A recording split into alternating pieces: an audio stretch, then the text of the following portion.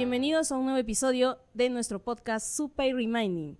Hoy hablaremos sobre un tema fascinante que une el patrimonio cultural, la historia y la antropología, los petroglifos. Este recurso turístico recientemente formalizado no solo ayuda a alianzar la identidad de los pobladores de una zona, sino también a posicionar la locación como un nuevo destino atractivo para los visitantes. En este episodio exploraremos cómo se realizó el mantenimiento y la puesta en valor de estos vestigios que datan más de 3.000 años, así como el trabajo antropológico que permitió su conservación y protección.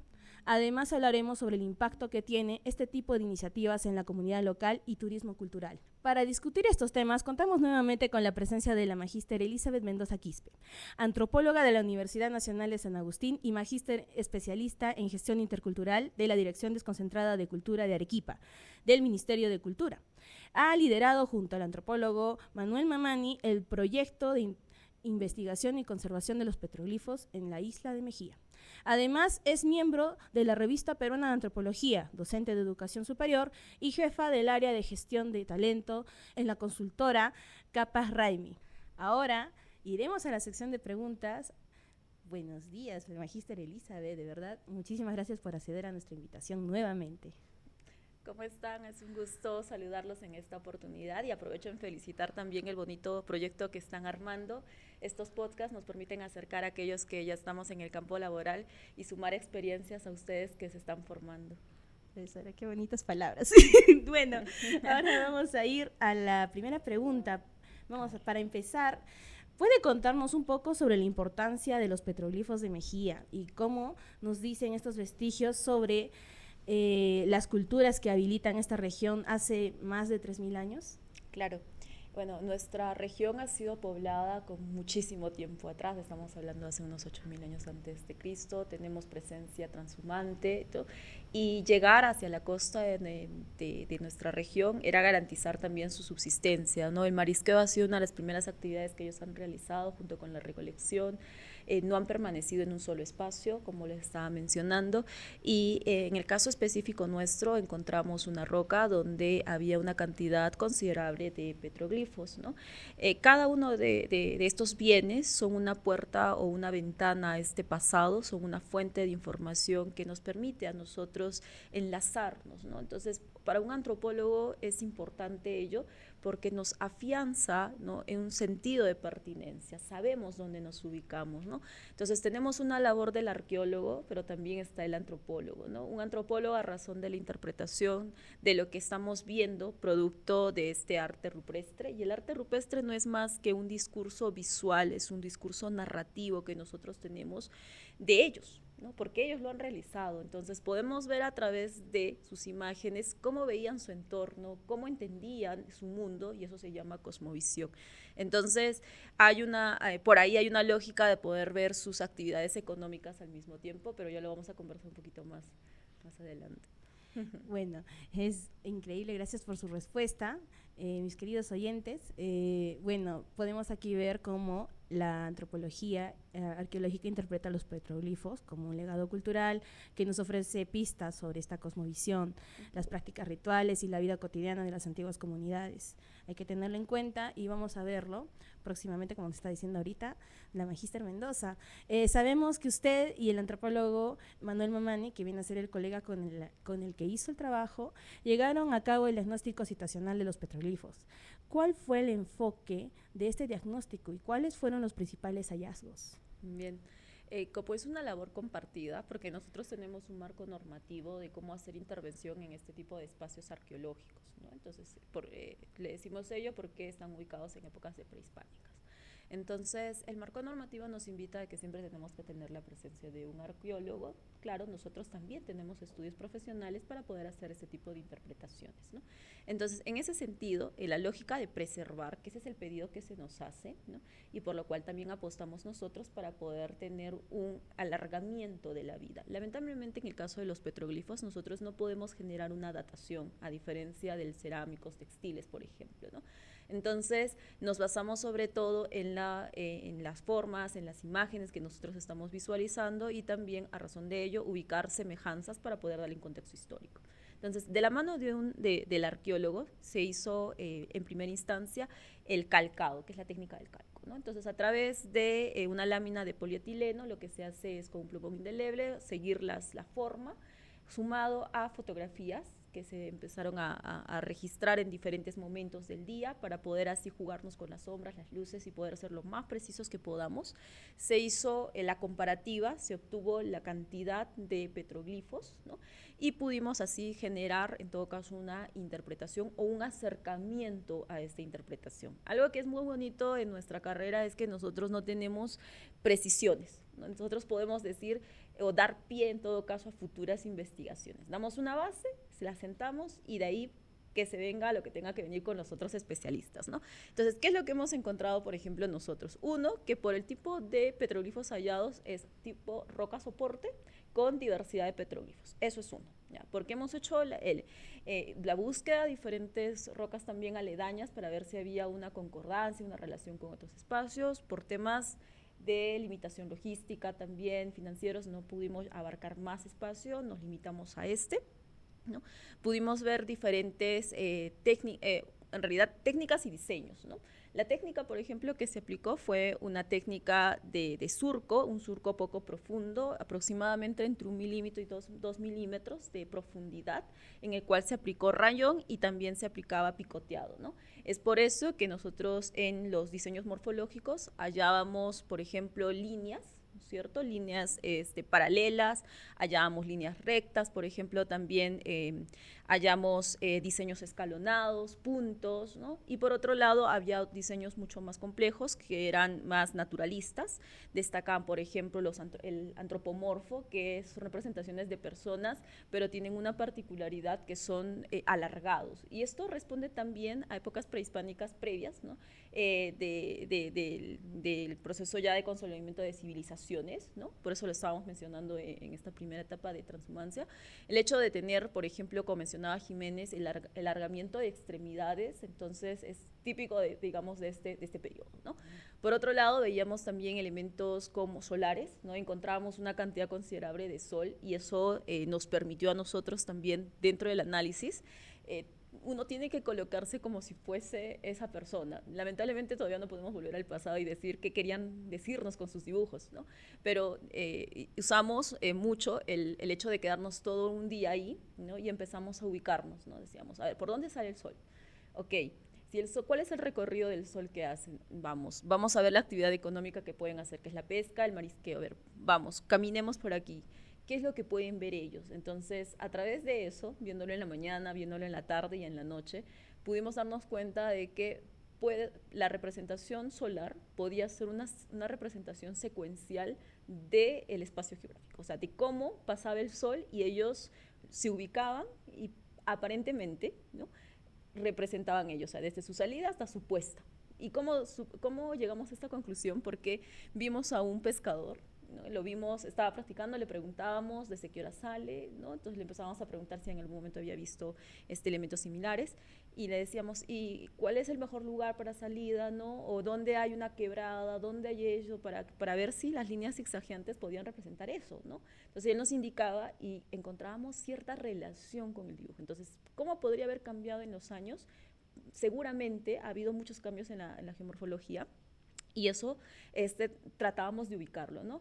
Por la salida, ¿por dónde sale el sol, señor? Por allá. A las 5 de la mañana, ¿por dónde se encuentra? Por allá nos señalaba. Y con esa secuencia hemos tratado de ubicar los dibujos y nos ha coincidido mucho. Entonces, un primer lanzamiento de idea que le hemos dado a la interpretación simbólica de estos elementos es que es ello, es la representación de esa puesta en sol, ¿no? Por ahora nos quedamos con ello. Sabemos que esto puede ser debatido, puede ser cuestionado, pero lo más importante es que se da paso a que se puedan generar más investigaciones, ¿no? Y eso es lo bonito de las ciencias sociales, porque al final nada es a rajatabla dicho de forma muy puntual. Bueno, gracias por la respuesta. De hecho, sí, es muy interesante el hecho de los petroglifos, la interpretación, porque puede cambiar. Eso sí he visto en demasiadas tesis. Hasta leí una tesis en particular que decían, un alumno investigó sobre por qué tenían estos huesos fracturados en cierta parte Y después conocí a la persona y era el licenciado Manuel Mamani y me dijo, no, es que yo investigué y me pareció curioso, ¿por qué? Y yo sé que en un futuro va a haber otro alumno que va a investigar estos petroglifos, así que los animo, chicos, los que nos están escuchando, a poder interpretar, poder estudiar estos petroglifos. También en Susana Apostando va a haber sitios arqueológicos, vestigios. Aprovecharlos, chicos, aprovecharlos, porque nosotros tenemos, creo que hay una pequeña labor social, ¿no? En especial, ¿no? Por supuesto que sí. Y bueno, vamos a ir por la tercera pregunta. En el proceso de puesta en valor de los petroglifos, se implementaron medidas como la instalación de paneles y un cerco de protección. ¿Qué impacto cree que tienen estas acciones tanto en la preservación del sitio como la experiencia del visitante? Mira, muchos de los bienes que nosotros registramos en nuestro país lamentablemente están en abandono, ¿no? Si bien es cierto, tenemos entidades que están responsabilizadas de ellos y en primera instancia siempre son los gobiernos locales, ¿no es cierto? Aparte que contamos con un Ministerio de Cultura y también como tal la sociedad civil, ¿no? Entonces, sin embargo, los esfuerzos a veces no son tan visibles, vamos a decir, ¿no? Entonces, sucede que la exposición en aire libre siempre te va a atraer el tema de a largo plazo, sí o sí se puede llegar a perder. No, eso es paso del tiempo normal, natural, porque es una zona donde hay salitre, hay viento, hay exposición de rayos solares. Esto te genera un desgaste, naturalmente, ¿cierto? Entonces, ¿qué es lo que nosotros hemos buscado? Es alargar esa vida, ¿no? Propiamente como tal, también hay intervención humana, ¿no? Entonces, muchos por su desconocimiento lo que hacen es tocar con las manos libremente. También se generan rayones, ¿no? Por dejar algunos recuerdos, ¿no? Entonces van colocando ahí cosas que no deberían ser y a veces inclusive por el mismo desconocimiento del personal que trabaja cerca, ¿no? Como en caso de los municipios cuando quieren hacer podamiento y flash, se les va las máquinas a veces. Entonces, esta situación es reiterativa en muchos espacios. Algunos ni siquiera son reconocidos como tal, ¿no? Y son destruidos sin saber.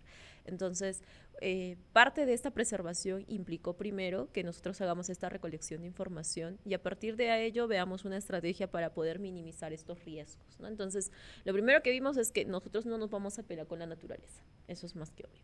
Entonces, por ahí, y si lo encasillamos en un vidrio, en una especie de vitrina, también es imposible, ¿no? Entonces tenemos que dejar el paso. Pero sí lo que podemos hacer es, por ejemplo, la limpieza, pero una limpieza adecuada, con agua desionizada, por ejemplo, no meterle detergente, que son erosivos, el agua potable tampoco de manera directa, con las cerdas necesarias para hacerle la limpieza. Entonces, y curiosamente, mira que antes, cuando nosotros estábamos allí, no se veía mucho como tal este espacio, pero cuando lo entregamos, sin ánimos de echarnos ni nada de cohetes, sino que ya había una visibilización mayor. Y decían, yo he pasado muchas veces por aquí y nunca los he visto, pero ahora los vemos. Es que hay un proceso de conservación, ¿no? De protección. Entonces, el hecho de colocar, por ejemplo, un cerco permite reducir justamente ese daño físico, porque ya las personas no se van a acercar, no van a interactuar de manera directa, no va a haber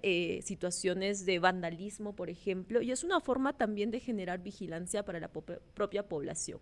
Entonces, si la gente ve que es un lugar cercado, algo está resguardando, algo está cuidando. Si ven que alguien se está saltando la soga que hemos puesto para ahí, para mimetizar también, porque algunos dicen, póngale la reja, es que la idea no es simplemente alejar el bien cultural de la población, lo que buscamos es de que este bien siga en concordancia con la población y en lo posible las barreras que se coloquen sean mimetizadas, ¿no? Que sea la coloración del lugar, que no altere visualmente el espacio, ¿no? Entonces, como parte de esa información que se quería brindar es la generación de estos paneles. Entonces, muchas veces hemos recomendado que busquen la información, ¿no? Pero ¿cómo la busco? Entonces se ha generado un QR para que ellos puedan acceder a fotografías en diferentes momentos del día que se ha tomado, para que puedan ver mejor los diseños, ¿no es cierto? Y entonces también ver algunos datos que nosotros podemos permitir para poder interpretar y como decíamos, ¿no? Que sea un recurso más para que luego quisieran investigar otras personas. Y se ha colocado también la luz, ¿no? Una luz solar para que sea también sostenible y de esa manera durante el día luz solar y en la noche también puedas tener luz que no afecte directamente al bien. y también cuidando también el lugar, ¿no? Que es lo que buscábamos. Me preguntabas también, creo que sobre el tema de los visitantes, y es que cuando uno tiene esta información a la mano, les permite tener mayor comprensión de lo que están viendo. Entonces, y a la población local, pues les permiten tener un sentido también de respeto hacia lo que ha sido en el pasado. Como antropólogos, siempre buscamos generar este sentido de identidad, ¿no es cierto?, cultural, y también es una manera de poder garantizar una experiencia segura visitando Mejía, que no solamente son las playas, sino que también hay elementos culturales. Muchísimas gracias por su respuesta. En especial, sí, hay que crear un poco, creo que esta conciencia, porque hay muchos videos de muchos jóvenes, no sé si ustedes han llegado a ser chicos, que grafitean, ponen promoción 2020, te amo tal, no amiguito, no hagas eso. Esos patrimonios se tienen que cuidar. Nosotros somos parte de este colectivo que tenemos que cuidar lo nuestro. Y es cierto también el hecho de que no tenemos que obstruir, ¿no? Algo que es para todo el mundo. Y creo que aquí tenemos que tener un poco sobre los valores, ¿no? Sí. De cuidar y mantenerlo. Porque es cierto que hay muchas personas que se llegan a atribuir y dicen, no, pero hay que ponerle una reja, hay que ponerle esto, y pues va un poco en contra de este valor, ¿no? De decir, mira, esto es lo que siempre has estado cruzando aquí siempre, ahí está, ¿no? Sí, o sea, lo que queremos buscar es que también las intervenciones no lleguen a generar esta desazón o no lleguen a impedir esa conexión con el bien, que es lo último que buscamos. Bueno, desde nuestra perspectiva antropológica en este caso, consideramos de que hay que acercar siempre los bienes culturales a la población, porque al final, ¿quién va a terminar cuidando los bienes culturales? La misma población. O sea, va a cambiar la persona que esté en la municipalidad, Elizabeth y Manuel van a volver, entonces, bueno, sí volvemos, pero no con ese mismo fin, digamos, hay una situación diferente, pero o sea, en esa lógica es que la misma población se tiene que sentir comprometida, ¿no? Ellos son los que van a hacer uso de este bien cultural. Exactamente, así que chicos, por favor, estén escuchando las recomendaciones de nuestra Magíster Elizabeth, en especial las sugerencias que también se dan. Bueno, aquí vamos a ir con una pregunta, ya estamos yendo a la controversia, chicos, sobre la colaboración entre los antropólogos y las municipalidades. En estos proyectos, ¿no? Que, o sea, diversos proyectos, chicos, no estoy hablando de este, porque hay muchos más proyectos que se dan, ¿no? Sobre cómo es esta interacción, qué retos se enfrentan a la implementación de estos recursos. Miren, lo primero que van a enfrentar y lo típico es, ¿y qué hace un antropólogo? Esa es la primera pregunta que te van a hacer, o sea, ¿qué vamos a ganar si te contratamos a ti como antropólogo, ¿no? Eso cuando uno va con un proyecto en la mano. Ojo, ¿ya?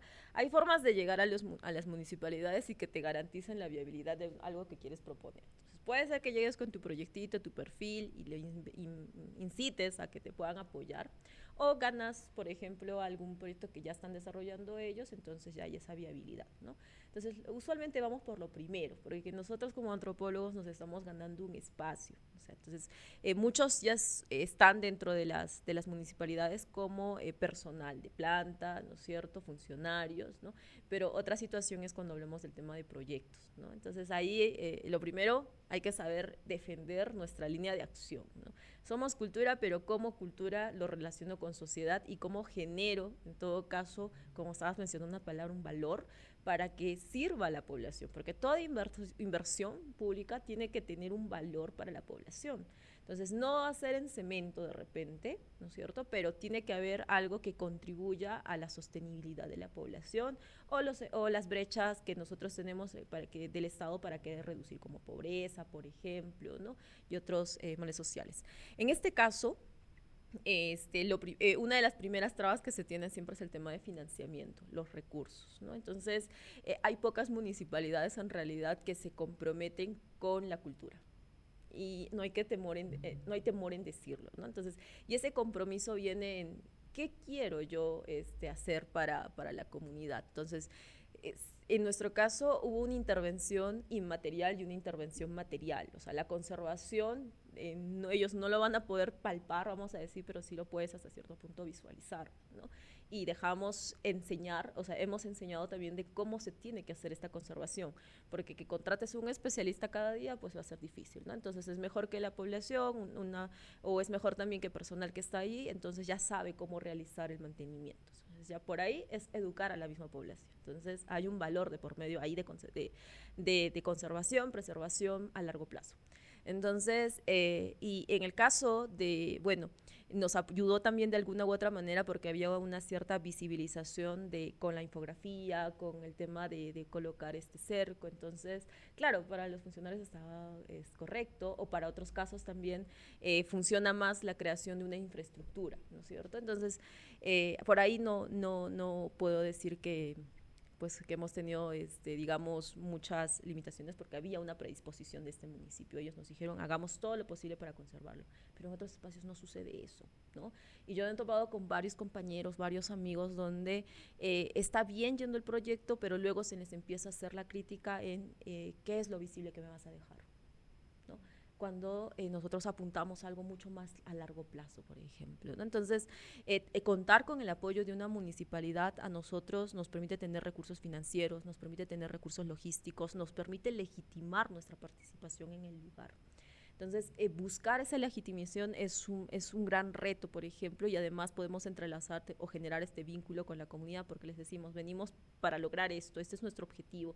Entonces, y de esta manera también no vamos a tener que la población cuestione, ¿no? Hay lugares donde la población no está tan de acuerdo con sus entidades locales y termina siendo un problema el establecer ciertos proyectos, ¿no? Entonces, porque no hay un respaldo social. Entonces, el antropólogo tiene la ventaja de que nosotros vemos todos los aspectos, ¿no? Ese también ha sido nuestro mayor reto, ¿no? Entonces, podemos hacer una intervención de trabajo de hormiga poco a poco, podemos hacer una intervención desde la planificación y podemos hacer una intervención también para no con elementos materiales, sino también educando de repente por ahí o generando también espacios de patrimonio,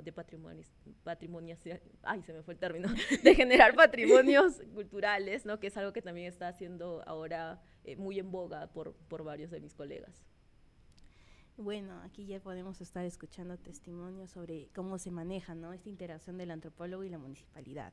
Es cierto, hay estos retos que son con los proyectos, en especial la financiación, eso sí, siempre estoy de acuerdo, porque yo también misma fui testigo que hay buenos proyectos, pero la financiación. O el especialista, ¿no? Muchas veces, buena parte de esos proyectos te piden a que tengas seas un abogado o consideran que debes ser sin pelearme con los sociólogos, ojo, ¿no? Un sociólogo o de repente, no sé, dedicado para ingenieros, ¿no? A veces los ingenieros ocupan mucho campo, pero dentro de su equipo de trabajo estamos también nosotros. Entonces, no está mal que nosotros también lideremos estos proyectos, por ejemplo, ¿no? Pero hay que saberlos también de cómo liderar, porque hay que saber un poco de costos, hay que saber un poco de presupuestos, del marco legal, por ejemplo, para evitarse problemas. Entonces, también eso implica una preparación ardua de nosotros para defendernos al momento de presentar los proyectos, ¿no? Porque si solo me vas a decir que puedes hacer esto, a veces limitado a tu campo, y a veces ni siquiera en el campo mismo, porque es muy superficial, entonces no hay manera de cómo también demostrar, vamos a decir, entre comillas, ese profesionalismo, ¿no? Eso mismo, es una buena recomendación, chicos, por favor apunten, estas sugerencias tenemos que tenerlas ahí presentes. Y finalmente, ¿cómo ve usted el futuro del turismo? Especialmente en relación a petroglifos, podemos encontrar vestigios arqueológicos, etcétera. Uh-huh. ¿Qué acciones adicionales también podemos tener o usted cree que podrían tomarse para revalorizar estos recursos? Bien, en nuestro país el tipo de turismo que se practica sobre todo es el turismo cultural, ¿ya? Con el tema de la pandemia se ha afianzado este tipo de turismo. No practicamos un turismo de masas, ¿no? Entonces, y también el turismo natural. Entonces, nosotros ahí tenemos una cierta injerencia, vamos a decir, porque podemos intervenir, si bien es cierto, arqueológicamente estamos limitados por la norma, ¿no es cierto? Pero podemos intervenir de otra manera, por ejemplo, museos, ahí podemos intervenir, y ahí has mencionado a mi colega Manuel, con quien también tuvimos la oportunidad de compartir hasta cierto punto el trabajo de montaje de un museo, y él seguramente podrá darles más información al respecto, ¿no? Entonces, de cómo conservamos estos bienes, por ejemplo, ¿no? Entonces, eso, el tema de generar patrimonio cultural, tanto material y inmaterial, también podemos nosotros involucrarnos bastante, ¿no? Entonces, ese es el tipo de turismo que se practica en nuestra región. Entonces, hay un potencial de crecimiento en nuestro país, ¿no? Está aumentando ese interés. La pandemia nos ha permitido ver hacia lo que tenemos adentro, ¿no? Usualmente pensábamos mucho en el turismo de extranjero, pero hoy estamos hablando más de un turismo nacional, un turismo local. Hoy yo quiero saber qué hay en mi distrito y sobre todo hacerlo visible. Las redes sociales nos han permitido tener esa ventana abierta, entonces podemos aprovechar esta situación, podemos aprovechar también que generar una experiencia no tan superficial, sino una experiencia que se base en el conocimiento puntual de lo que estamos viendo o entrelazarlo con otros elementos. En el caso específico del proyecto con el cual me estás entrevistando hoy en día, no es el objetivo de conocer del turista como tal, ¿ya? Entonces, es complemento de una oferta que tiene Mejía, ¿no? En este caso, que son sus playas, que es lo que más predomina, ¿no? Es un turismo más natural. Entonces, sumar este elemento a su recurso natural, entonces ya te amplía la experiencia, ya te permite también generar que la población pueda diversificar su economía. Entonces, ya con gente puedes armar un desarrollo local y lo que buscamos es que sea sostenible, ¿no?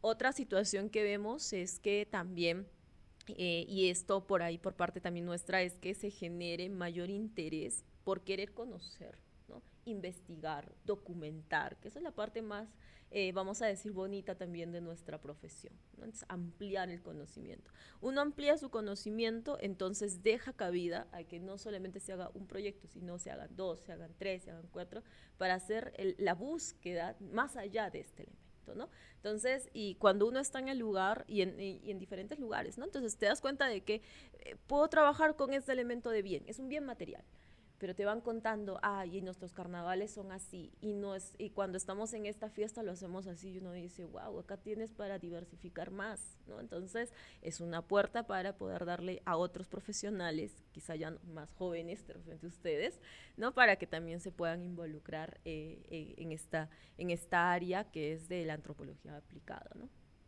Chicos, tomemos nota. Acá hay prácticas, dice. Ya, bueno, sí. Listo.